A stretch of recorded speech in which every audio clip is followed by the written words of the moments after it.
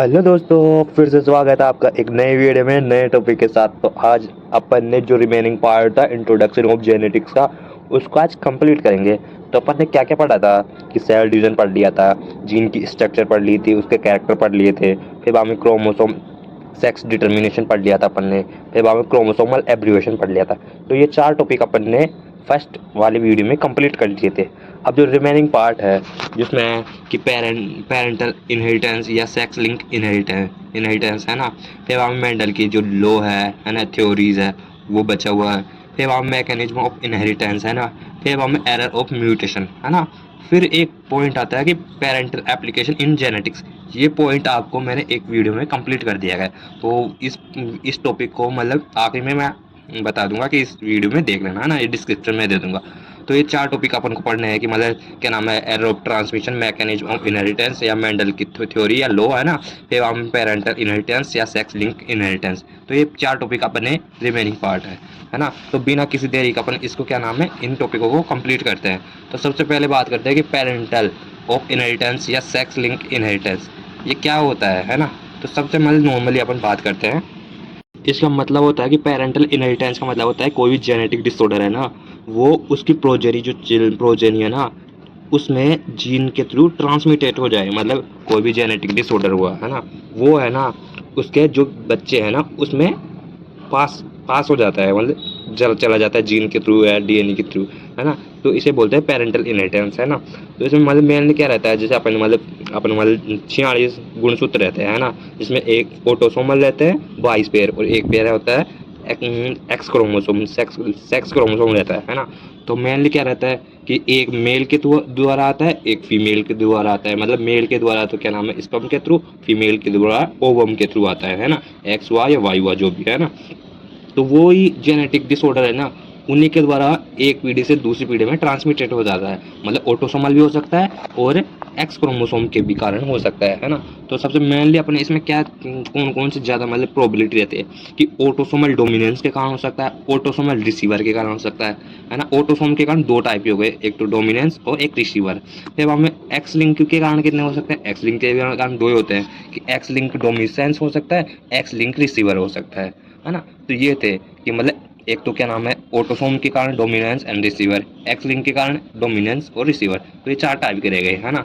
तो अपन बात करते हैं सबसे पहले कि मतलब ऑटोसोमल डोमिनेंस। ऑटोसोमल डोमिनेंस क्या रहता है, ऑटोसोमल डोमिनेंस मतलब जो कोई जीव भी वहाँ पर मतलब अपने बॉडी में नॉर्मली कितने डोमिनेंस वो ऑटोसोमल रहते हैं, 22 पैर रहते हैं है ना। इसमें है ना ऑटोसोम मेल और फीमेल में एकदम बिल्कुल सेम रहते हैं। मतलब 22 मेल में रहते हैं तो 22 फीमेल में भी रहते हैं। तो इसकी क्या नाम है, जो भी अफेक्टिंग रहेगा ना, ये तो मेल के थ्रू हो सकता है या फीमेल के थ्रू, मतलब दोनों अफेक्ट कर सकते हैं। इसमें जेनेटिक डिसऑर्डर है ना, वो मेल के द्वारा और फीमेल के द्वारा, दोनों के द्वारा हो सकता है। इसमें कोई भी स्पेसिफिक कैरेक्टर नहीं है कि ये मेल के द्वारा होगा या फीमेल के द्वारा होगा है ना। जैसे क्या नाम है, हंटिंग डिजीज़ है, जिसमें क्या नाम है, जो अपने न्यूरॉन सेल्स है ना वो डैमेज हो जाते हैं। तो वो स्पेसिफिक ऐसे नहीं है कि मेल में अलग, मतलब मेल में ही होता है या फीमेल में होता है, मतलब दोनों में हो सकता है।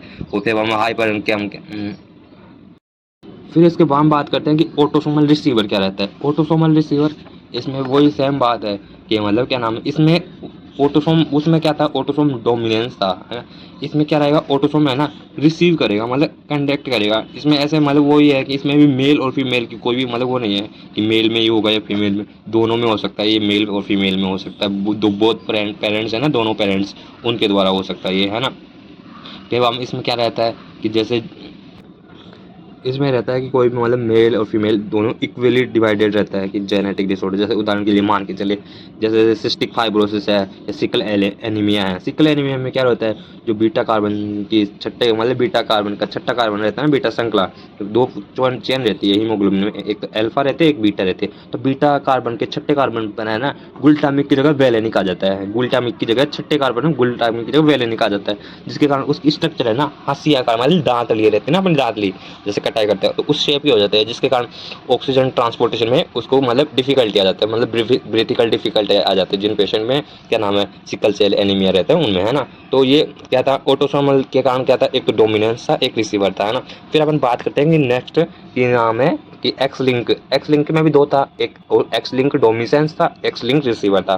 तो अब सबसे पहले बात करते हैं कि एक्स लिंक डोमिनेंस में एक्स एक्स क्या रहेगा, एक्स क्रोमोसोम है ना प्रभावी रहेगा, है ना, एक्स एक्स क्या रहेगा प्रभावी रहेगा। तो मेल और फीमेल में क्या ना ज़्यादा एक्स क्रोमोसोम मतलब एक्स क्रोमोसोम किस में रहता है, फीमेल में रहता है ना एक्स एक्स, है ना, मेल में क्या रहता है एक्स वाई रहता है, तो फीमेल में एक्स एक्स रहता है ना, तो ज़्यादा की इसको प्रोबेबिलिटी है, मोस्टली इसमें क्या रहता है कि फीमेल को होने की प्रोबेबिलिटी ज़्यादा रहती है, क्योंकि एक्स एक्स्ट्रा क्रोमोसोम एक्स किस में रहता है, फीमेल में प्रेजेंट रहता है ना, क्योंकि मेल में तो एक ही एक्स क्रोमोसोम होता है, तो इसमें मेल में कंपेयर में मेल में भी होगा बट कंपेयर में फीमेल में ज़्यादा होगा, है ना, जिसमें क्या नाम है एक्स क्रोमोसोम के कारण ट्रांसमिटेड हो जाता है, जिसमें फिर में इसमें डॉटर है ना ज़्यादा अफेक्टिंग रहती है, फीमेल है ना, फीमेल प्रोजेनी जो भी रहेगी ना वो ज़्यादा अफेक्टिंग रहेंगी, जैसे उदाहरण के लिए माने कि रेट सिंड्रोम होता है ना। फिर अपन बात करते हैं कि एक्स लिंक रिसीवर, वो था एक्स लिंक डोमिनेंस, उसमें एक्स क्रोमोसोम है ना डोमिनेंस रहेगा। अपन बात करते हैं कि एक्स लिंक रिसीवर, इसमें क्या करेगा रिसीव करेगा, इसमें क्या रहेगा जो मेल है ना मेल वो मोस्टली अफेक्ट रहेगा फीमेल के कंपेयर में, क्योंकि इसमें है ना एक्स लिंक है ना डोमिनेंस नहीं है इसमें, मतलब प्रभावी नहीं है, एक्स लिंक प्रभावी नहीं है, तो क्या नाम है दूसरा और जो भी क्रोमोसोम वो प्रभावी रहेगा। तो क्या फीमेल में क्या रहता है एक्स, फीमेल में एक्स एक्स रहता है ना, तो यहाँ एक्स एक्स तो क्या नाम है प्रभावी नहीं है ना, फीमेल में एक्स वाई रहता है, तो मेल में तो कम में एक ही रहता है ना एक्स एक्स क्रोमोसोम, तो यहाँ मेल में प्रोबेबिलिटी ज़्यादा रहेगी फीमेल के कंपेयर में, है ना। जैसे अपन बात करें कि हीमोफीलिया कलर ब्लाइंडनेस रहता है, जो मतलब एक्स लिंक जहाँ वो रहता है ना रिसीव मतलब जहाँ जाता है ना उसी के साथ वो जेनेटिक डिसऑर्डर एक पीढ़ी से दूसरी पीढ़ी में कैरी आउट हो जाते हैं, है ना। तो ये मतलब क्या नाम है रिसीव के थ्रू वहाँ चला जाता है।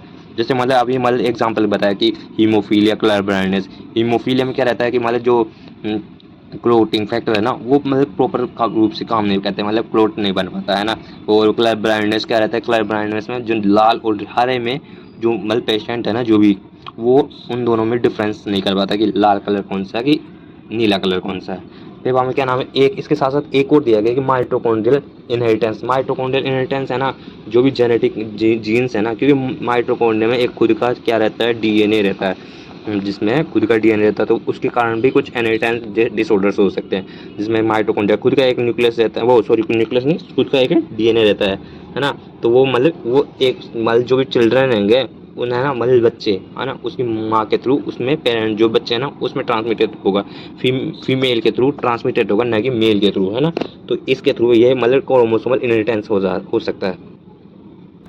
फिर इसके बाद हम बात करते हैं कि मेंडल की थ्योरी लो कौन कौन से है उसके मतलब जेनेटिक, है ना। मेंडल को पता मतलब आपको पता है 11 मतलब कभी ना कभी पढ़ा होगा, नहीं पढ़ा होगा मैं बताता हूँ। मेंडल को क्या नाम है जेनेटिक्स का क्या बोलते हैं फादर बोलते हैं ना, जेनेटिक्स का फादर, मतलब उन्होंने जो पी प्लांट था ना उस पर एक्सपेरिमेंट किया था जेनेटिक्स को, मतलब एक गणित के रूप में फॉर्मूला के रूप में उसे रिप्रेजेंटेशन अलग ही तरीके से किया था, तो इन्हें जेनेटिक्स का क्या बोलते हैं फादर बोलते हैं, है ना। तो ये जेनेटिक्स में जो भी मतलब डिसऑर्डर्स या मतलब कोई भी लक्षण है ना वो एक पीढ़ी से दूसरी पीढ़ी में कैसे ट्रांसमिटेड होता है, उसके कैसे कैसे मतलब एलील्स रहते हैं, क्या प्रभावी रहता है क्या अप्रभावी रहता है, कैसे मतलब एलील्स सिचुएटेड होते हैं, कैसे म्यूटेशन हो सकता है ना, कैसे कैसे एब्रीवेशन आ सकते हैं क्रोमोसोमल या नंबर के कारण, तो वो सारी चीज़ें अपन ने मेंडल के थ्रू अपन को बता दी गई है ना। तो सबसे पहले मतलब मेंडल ने है ना इनको समझाने के लिए है ना लॉ दिए हैं, नियम दिए गए थे, है ना। तो इसमें सबसे पहला लॉ था लॉ ऑफ डोमिनेंस, है ना, लॉ ऑफ डोमिनेंस। इसमें क्या था लॉ ऑफ डोमिनेंस में जो भी क्रोमोसोम था ना, है ना, वो सॉरी कोई भी एलील था, एलील मतलब कोई भी एक लक्षण है ना, एक लक्षण के दो प्रारूप रहते हैं, एलील मतलब एलील का मतलब जो भी एक सिम्टम साइन रहेगा ना उसके दो क्या रहेंगे सिम्टम रहेंगे। जैसे उदाहरण के लिए आपको पता होगा कि मतलब कोई लंबा है ना, लंबा और बोना है ना, दो एलील है ये, मतलब एक लंबा और एक बोना, ये मतलब एलील है जो अलग अलग लक्षण को प्रेजेंट करते हैं, है ना। तो मतलब लो ऑफ डोमिनेंस क्या रहता है, लो ऑफ डोमिनेंस ये है कि मतलब कोई भी जेनेटिक मतलब किसी भी प्रोजेमिनी में अपन रिप्रोडक्शन मतलब कुछ भी मतलब कराएंगे, है ना, तो F1 पीढ़ी में वही साइन एंड सिम्टम जो भी लक्षण है ना वही प्रेजेंट करेगा जो डोमिनेंस है, मतलब F1 पीढ़ी में वही लक्षण साइन एंड सिम्टम वही प्रेजेंट करेगा जो डोमिनेंस रहता है। जैसे उदाहरण के लिए मान ले कि एक पी प्लांट में लंबा है और एक पी प्लांट छोटा है बिल्कुल बोना है, टी और कैपिटल टी स्मॉल टी, इसका F1 पीढ़ी में कराया जाएगा, है ना। तो जो लंबा क्या है प्रभावी है डोमिनेंस है और स्मॉल टी क्या है अप्रभावी है, तो F1 पीढ़ी में है ना प्रभावी लक्षण प्रकट हो गए, मतलब लंबा पौधा है ना वो डेवलपमेंट होगा। तो लो ऑफ डोमिनेंस ये है कि मतलब जो भी कोई भी है ना किसी भी प्रोजेनी का अगली प्रोजेनी में वही साइन एंड सिम्टम रिप्रेजेंट करेगा जो प्रभावी रहेगा, अप्रभावी लक्षण प्रकट नहीं करेगा, है ना। फिर वहाँ में आता है law of segregation. Law of segregation में मतलब ये है, कोई भी एलील्स है ना, एलील है ना, दो मतलब पार्ट में रहते हैं, है ना, मतलब दो जोड़े के रूप में रहते हैं ये एलील, है ना। तो एक पीढ़ी से दूसरी पीढ़ी में जाएंगे ना, F1 पीढ़ी से F2 पीढ़ी में, तो ये दोनों एलील एक दूसरे से पृथक हो जाएंगे, वियोजित हो जाएंगे, एक दूसरे से अलग अलग हो जाएंगे, और अलग अलग होके और नए नए ट्रेड्स बनाएंगे, नए नए पॉसिबिलिटी है ना वो फॉर्मेशन करेंगे। जैसे उदाहरण के लिए कैपिटल टी स्मॉल टी, ये दोनों अलग हो जाएंगे, टी मतलब कैपिटल टी और स्मॉल टी और टी स्मॉल टी, फिर ये एक दूसरे से वियोजित होकर कैपिटल टी और स्मॉल टी का फॉर्मेशन करेंगे, मतलब अलग फॉर्मेशन करेंगे, है ना। तो इसका मतलब जो भी जेनेटिक्स में है ना, F1 पीढ़ी से F2 पीढ़ी या F3 पीढ़ी जो भी है ना अगली पीढ़ी में, है ना, कोई भी जेनेटिक मतलब एलील है ना ट्रांसमिटेड होने के लिए वियोजित होगा, वियोजित होकर नए ट्रेड्स बनाएगा, है ना। तो इसका मतलब जो भी जेनेटिक्स है ना उसमें सेग्रीगेशन होता है, सेग्रीगेशन मतलब वियोजित होता है। तो लो ऑफ डोमिनेंस का मतलब यह है कि F1 पीढ़ी से F2 पीढ़ी या F3 पीढ़ी जो भी है ना उसमें जाने के लिए एलील है ना एक दूसरे से वियोजित होते हैं, है ना। लो ऑफ डोमिनेंस ये है। फिर लो ऑफ असॉर्टमेंट, इसका मतलब लो ऑफ असॉर्टमेंट मतलब इंडिपेंडेंसी, मतलब क्या नाम है इसका मतलब है कोई भी जेनेटिक डिसऑर्डर है ना, मतलब सॉरी जेनेटिक्स में ना जो ट्रेड्स है ना वो एक दूसरे से हमारे सेग्रीगेट हो गए है ना, कोई नई फॉर्मेशन करेंगे। जैसे उदाहरण मतलब एग्जाम्पल के लिए मान के चलिए कि एक गोल बीज है ना, पी प्लांट का गोल बीज है ना वो है पीला है, कि राउंड राउंड सीड है और येलो कलर है ना उसका। फिर उसका अपोजिट है ना, अपोजिट में क्या रहेगा, व्रिंकल मतलब झुर्रेदार और हरा बीज है ना उसका अपन संक्रमण कराते हैं, मतलब F1 पीढ़ी में उसका संक्रमण करवाते हैं ना। तो F2 पीढ़ी में अपन को उसका नए प्रोजेनी मतलब न्यू कॉम्बिनेशन देखने को मिलेगा, है ना। जो राउंड राउंड और येलो सीड है ना उसका संक्रमण करवाते हैं व्रिंकल्ड और ग्रीन सीड के साथ। तो अपन को F1 पीढ़ी में है ना वो सॉरी F2 पीढ़ी में है ना राउंड और ग्रीन सीड अपन को देखने को मिल जाएगा, मतलब अलग फॉर्मेशन जो अलग है ना, मतलब नॉर्मली क्या रहेगा कि राउंड और येलो दिखना चाहिए और ग्रीन और स्प्रिंकल्ड दिखना चाहिए, परंतु इसमें अलग फॉर्मेशन होगा कि राउंड के साथ ग्रीन आ गया, है ना। इससे मतलब जैसे क्या नाम है इंडिपेंडेंट, लो ऑफ इंडिपेंडेंट मतलब जो अलग ट्रेड है ना, मतलब जो न्यू कॉम्बिनेशन है वो अलग प्रोजेनी में दिख जाएगा, मतलब जो जितने ज़्यादा साइन एंड सिम्टम रहेंगे ना तो उतनी ज़्यादा प्रोबेबिलिटी बढ़ती जाएगी, इसका मतलब ये है। फिर इसके बाद में इसमें दे रखा है कि मोनोहाइब्रिड डाईहाइब्रिड। मोनोहाइब्रिड क्या रहता है कि एक ही ट्रेड्स जो मतलब क्या नाम है एक ही ट्रेड्स का ना F1 पीढ़ी में क्या नाम है संक्रमण करवाया जाता है ना। मोनोहाइब्रिड मतलब एक साइन एंड सिम्टम्स को लेकर है ना, एक लक्षण को लेकर उसका दूसरे लक्षण के साथ रिप्रोडक्शन करवाना, है ना, मोनोहाइब्रिड, है ना। डाईहाइब्रिड में है ना जो भी दो साइन एंड सिम्टम रहेंगे ना उनको लेकर क्या नाम है उसका संक्रमण करवाना, वो डाईहाइब्रिड कहलाता है। फिर इसमें टर्मिनोलॉजी ये बताई गई कि टर्मिनोलॉजी क्या क्या है, जिसमें एलील सबसे पहले है। एलील क्या रहता है, कोई भी जीन है ना, कोई भी जीन उसके डिफरेंट पार्ट रहते हैं, है ना। जैसे मतलब कोई भी अभी पी प्लांट में लंबाई के लिए दो जीन रिप्रोड्यूस मतलब प्रभावी रहते हैं, मतलब जिम्मेदार रहते हैं, एक तो लंबे के लिए एक बोने के लिए, है ना। ये तो एलील हो गया। फिर डोमिनेंस क्या रहता है, डोमिनेंस वो रहता है जो F1 पीढ़ी में अपने साइन एंड सिम्टम प्रेजेंट करे, मतलब प्रभावी रहे, है ना। रिसीवर जो मतलब रिसीव करेगा, है ना। जीनोटाइप मतलब जीनों का जो प्रारूप है ना, जीन है ना उसको बोलते हैं जीनोटाइप, है ना।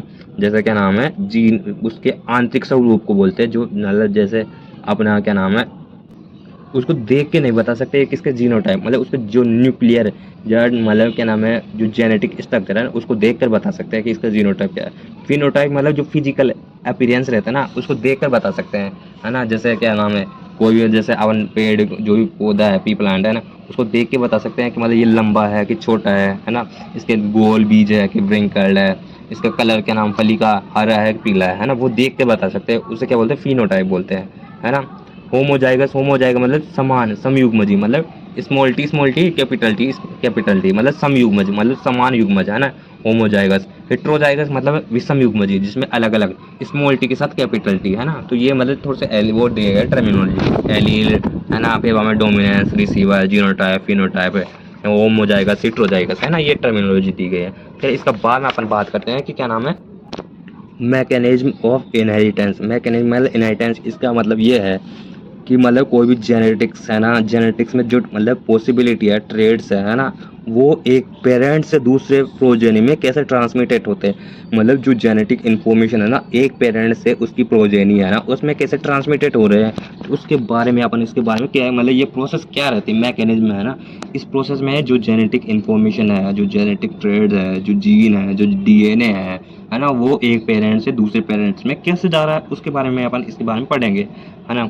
सबसे पहले अपन बात करते हैं कि मतलब जो जीन या क्रोमोसोम या डीएनए है ना, वही इंफॉर्मेशन एक पेरेंट से दूसरी उसकी प्रोजेनी रहेगी ना उसमें ट्रांसमिटेड करता है ना। तो इसमें सबसे पहले क्या रहेगा, मतलब सबसे पहले बात करते हैं कि जीन या क्रोमोसोम के बारे में बात करते हैं, है ना। जीन, क्रोमोसोम, डीएनए, है ना, इसके बारे में बात करते हैं। मानव मतलब जो ह्यूमन बॉडी है उसमें कितने क्रोमोसोम रहते हैं, 23 पेयर रहते हैं, है ना। 23 पेयर मतलब 23 पेयर मतलब 46 गुणसूत्र रहते हैं, है ना। जिसमें 22 पेयर तो क्या रहते हैं, ऑटोसोमल, है ना, ऑटोसोमल। फिर हमें जो अदर बॉडी की इंफॉर्मेशन कलेक्ट करने का काम करते हैं। फिर हमें एक पेयर रहता है जो सेक्स क्रोमोसोम रहता है, जिसमें एक्स और वाई क्रोमोसोम पर रिप्रेजेंट रहता है। उसके कारण ये अपनी मतलब ऐसे पता चलता है कि ये मतलब जो भी बच्चा है कि मेल है कि फीमेल है ना, उसी के थ्रू पता चलता है अपन को कि मतलब मेल में क्या रहेगा, एक्स वाई रहेगा, और फीमेल में क्या रहेगा, एक्स एक्स रहेगा, है ना। तो सबसे मतलब अब मतलब इम्पोर्टेंट क्या है इसमें कि जो भी क्रोमोसोम का डिटर्मिनेशन रहता है ना कि मतलब फीमेल रहेगा मेल, वो सेक्स क्रोमोसोम के द्वारा निर्धारित किया जाता है ना। जो इनहेरिटेंस के लिए मतलब क्या नाम है, जो भी इनहेरिटेंस होगा मतलब मेल और फीमेल, मेल के द्वारा एक्स और वाई स्पर्म का फॉर्मेशन होगा, फीमेल के द्वारा एक्स प्रकार के ओवम का फॉर्मेशन होगा, है ना। वो उनसे रिप्रोडक्ट मतलब वो अटैच हो गए। अगर स्पर्म एक्स और वाई के साथ एक्स स्पर्म एक्स ओवम के साथ वो करेगा तो फीमेल प्रोजेनी वो क्या जन्म लेगी। अगर स्पर्म वाई रहेगा वो फीमेल के साथ, फीमेल ओवम के साथ रिप्रोड्यूस करेगा तो एक्स वाई रहेगा, उससे मेल प्रोजेनी मतलब फॉर्मेशन होगी। तो ये मतलब जो लिंक के लिए जिम्मेदार रहता है। फिर वहाँ में डीएनए रेप्लिकेशन, मतलब डीएनए रेप्लिकेशन जो सेल डिवीजन आपने मतलब आपने पढ़ा था कि सेल डिवीजन होगा। सेल डिवीजन में क्या मतलब इंटरफेस रहते हैं ना, उसमें डीएनए की एक कॉपी से दूसरी कॉपी बन जाती है, मतलब 2 कॉपी हो जाती है कि डीएनए की एक्स्ट्रा कॉपी हो जाती है। तो वो एक्स्ट्रा कॉपी उसके जो जो मतलब संतति पीढ़ी आएंगे ना उसमें समान रूप से क्या हो जाएगा, विभाजित हो जाएगा। जो मतलब एक कोशिका में 2n क्रोमोसोम रहता है, तो वो सेल डिवीजन से पहले क्या करेगा, 2n दो फॉर्मेशन कर लेगा। तो उसकी जो दो संतति बनेगी ना, दो पुत्री कोशिका, तो उसमें 2n दे देगा, है ना। तो डीएनए का रेप्लिकेशन हो जाएगा, है ना। फिर वहाँ में क्या नाम है, मियोसिस, और जिसमें गैमेट फॉर्मेशन बताया अभी कि स्पर्म और क्या नाम है एक्सएल का फॉर्मेशन रहेगा, है ना, जिसमें क्या नाम ऑटोसोमल रहेगा और सेक्स क्रोमोसोम रहेगा। ऑटोसोमल कितने रहते हैं, 22 पे रहते हैं। फिर वहाँ में क्या नाम है सेक्स क्रोमोसोम क्या रहता है, एक्स या वाई रहता है, जिनके द्वारा ये मतलब मेल या फीमेल के द्वारा जो भी मतलब वो निर्धारित किया जाता है। फिर फर्टिलाइजेशन, फर्टिलाइजेशन के कारण मतलब जो क्या नाम है एब्रीवेशन इनहेरिटेंस होगा, है ना। क्या नाम है स्पर्म रहेगा, स्पर्म में हमारा पता है कि क्या नाम है, दो स्पर्म फॉर्मेशन रहता है, एक एक्स प्रकार है एक वाई प्रकार का। एक्सेल रहती है उसमें क्या रहता है, ओनली एक्स रहता है ना। वो जो ऑटोसोमल रहते हैं वो समान रूप से भी मतलब डिवाइडेड रहते हैं, उनमें कोई परिवर्तन नहीं रहता। वो मतलब जेनेटिक इन्फॉर्मेशन लेके काम करते हैं, जो अपने बॉडी की मतलब संरचना स्ट्रक्चर या कलर शेप बॉडी कलर है, जो भी मतलब इन्फॉर्मेशन है ना वो कैरी आउट करने का काम करते हैं, है ना। फिर हम क्या नाम जो मतलब एक्स स्पर्म है, एक्स के साथ जिसमें क्या नाम उनके साथ रिप्रोड्यूस करेगा, तो मतलब फीमेल भी काम करेगा। अगर वाई स्पर्म एक्स के साथ रहेगा तो मेल का निर्माण रहेगा, तो ये मतलब फर्टिलाइजेशन होता है। फिर हम डोमिनेंस, अभी मतलब लोग पढ़ा है, डोमिनेंस क्या रहेगा, मतलब F1 पीढ़ी में वही अपने साइन एंड सिम्टम प्रेजेंट करेगा जो मतलब प्रभावी रहेगा। जैसे उदाहरण के लिए भी बताया था कि मतलब कैपिटल टी और स्मॉल टी का हाइब्रिड करवाते हैं अपन, संक्रमण करवाते हैं ना। तो मतलब उसमें क्या नाम है, जो प्रभावी प्रभावी प्रोजेनी रहेगी ना वो अपना साइन एंड सिम्टम प्रेजेंट करेगी, जिसमें जीनोटाइप, जीन का प्रारूप रहेगा जीनोटाइप, है ना। वो क्या क्या रहेगा, वो सॉरी जीनोटाइप में 1:2:1 प्राप्त होगा, मतलब एक पौधा अपन को बिल्कुल लंबा, बिल्कुल शुद्ध लंबा प्राप्त होगा, दो पौधे अपन को अशुद्ध लंबे प्राप्त होंगे, और एक पौधा अपन को शुद्ध बोना प्राप्त होगा। ये तो जीनोटाइप में। फिनोटाइप में क्या रहेगा कि मतलब जो तीन है ना, 3 लंबे पौधे अपन को प्राप्त होंगे, एक क्या रहेगा अपन को बोना प्राप्त होगा, है ना। ये मतलब जेनेटिक ट्रेड्स के रूप में। फिर हम क्या नाम है, ये थे मतलब क्या नाम है genetic info mechanism of inheritance, मतलब कैसे कैसे डीएनए एक प्रोजेनी से दूसरे प्रोजेनी में कैसे कैसे ट्रांसमिटेड होता है, कि क्रोमोसोम क्या है, जीन क्या है, फिर वहाँ डीएनए का रेप्लिकेशन हुआ, फिर रेप्लिकेशन के बाद में स्पर्म फॉर्मेशन हुआ, स्पर्म फॉर्मेशन के बाद फिर वहाँ फर्टिलाइजेशन हुआ, फर्टिलाइजेशन के दौरान फिर वहाँ में उसमें जो जेनेटिक ट्रेड्स हैं मतलब डोमिनेंस मतलब अप्रभावी प्रभावी वो फॉर्मेशन हुआ, है ना। फिर इसके बाद में बात करते हैं इस यूनिट का सबसे आखिरी पॉइंट और वेरी वेरी इंपॉर्टेंट, है ना, कि error of transmission. Error of transmission का मतलब होता है म्यूटेशन। म्यूटेशन आपने पढ़ा है, नहीं पढ़ा कोई मना है, तो मैं बताता हूँ म्यूटेशन क्या है। म्यूटेशन है ना कोई भी जेनेटिक मतलब जो डीएनए है, जीन है या क्रोमोसोम है, क्या बोल रहा हूँ, एक तो डीएनए, एक जीन और एक क्रोमोसोम, उसमें क्या हो जाए, चेंजेस हो जाए। जो डीएनए, जीन या क्रोमोसोम, उसमें किसी भी प्रकार का चेंज हो जाए, कुछ भी चेंज हो जाए, कुछ भी छोटा सा भी चेंज हो जाए, उसके न्यूक्लियोटाइड में हो जाए, उसके नंबर में हो जाए, उसकी स्ट्रक्चर में हो जाए, या और कुछ परिवर्तन आ जाए, है ना, तो उसे क्या बोलते हैं अपन, म्यूटेशन बोलते हैं। कि जो डीएनए, जीन या क्रोमोसोम है ना, उसमें परिवर्तन आ जाए, तो उसको क्या बोलते हैं अपन, सीधी बात है, म्यूटेशन बोलते हैं। ये इनकरेक्ट, मतलब कुछ भी इनकरेक्ट हो जाए, जो जीएनए के सेगमेंट में हो जाए, क्रोमोसोम में हो जाए, जीन में हो जाए, कहीं पे भी कुछ भी चेंज हो जाए, तो उसके कारण क्या क्या हो सकता है अपने, मतलब जो भी डीएनए या क्रोमोसोम या जीन में परिवर्तन होगा, उसके कारण सबसे पहले तो जेनेटिक डिसऑर्डर्स हो सकता है, मेटाबॉलिक प्रॉब्लम हो सकती है ना, प्रोटीन सिंथेसिस नहीं हो सकता, अपनी बॉडी के फंक्शन है अफेक्ट हो सकते हैं। तो ये सारी चीज़ें अपने मतलब इसमें हो सकती है ना, कि मतलब ये मतलब जेनेटिक क्या नाम है, कैसे कैसे ये म्यूटेशन है ना, कैसे हो सकता है ना, कैसे हो सकता है। देख, सबसे पहले तो मतलब जो जीन है ना, उसके स्ट्रक्चर में परिवर्तन आ जाए, जीन या डीएनए में। फिर बाद में क्रोमोसोम है, उसके नंबर में और इसके स्ट्रक्चर में परिवर्तन हो जाए, है ना। फिर बाद में और कहाँ हो सकता है, जो डीएनए रेप्लिकेशन हो रहा है ना, जो डीएनए की मतलब एक कॉपी से दूसरी कॉपी बन रही है, तो वहाँ मतलब वो कॉपी बन ही नहीं पाए, उसमें कुछ परिवर्तन आ जाए, डीएनए रेप्लिकेशन में हो सकता है। फिर वहाँ में क्या नाम चौथा, जो मियोसिस या माइटोसिस हुआ, है ना, समसूत्री अर्धसूत्री, है ना। समसूत्री में तो वैसे नॉर्मली प्रोबेबिलिटी नहीं रहती है ना, परंतु जो अर्धसूत्री होता था, मतलब मियोसिस, उसमें जो स्पर्म वो एग फॉर्मेशन हो, वहाँ कुछ परिवर्तन हो जाए, है ना। फिर वहाँ में एक्स्ट्रा मतलब कुछ भी मतलब उसमें रेडिएशन आ गया, केमिकल आ गया या वायरस आ गया, है ना, उनके कारण भी क्या हो सकता है, म्यूटेशन हो सकता है ना। अब सबसे पहले बात करते हैं कि म्यूटेशन कितने टाइप के रहते हैं, है ना। तो सबसे पहले बात करते हैं कि जीन म्यूटेशन के बारे में। जीन म्यूटेशन क्या रहता है, जो जीन है ना, जीन मतलब जीन क्या रहती है, जो जीन है ना, डीएनए का छोटा सा सेगमेंट रहता है, डीएनए का छोटा सेगमेंट रहता है, जो प्रोटीन सिंथेसिस का काम करता है, मतलब एक लक्षण को रिप्रेजेंट करने का काम करता है जीन। जीन क्या रहता है, मतलब एक कोई भी लक्षण रहेगा ना, उसके लिए जिम्मेदार रहेगा, है ना, जीन तो वो रहता है। अब उस जीन की मतलब जो न्यूक्लियोटाइड है ना, उनमें परिवर्तन आ जाए, उनमें कुछ भी परिवर्तन आ जाए, है ना, तो उसके कारण मतलब अपने कुछ भी हो सकता है ना। तो कैसे कैसे क्या क्या परिवर्तन हो सकता है ना, जीन म्यूटेशन में क्या क्या हो सकता है ना।